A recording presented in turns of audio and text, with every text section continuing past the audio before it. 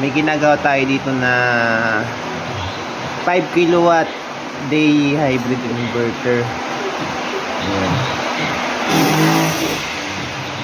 So ang problema nito, shorted ang battery input terminal. Nagpalit na tayo ng MOSFET. 4 na MOSFET yung pinalitan. Tapos nung napalitan na, nagkaroon naman ng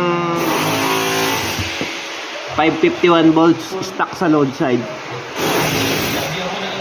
So test na natin kasi nagpalit ako ng pyesa. Test lang natin.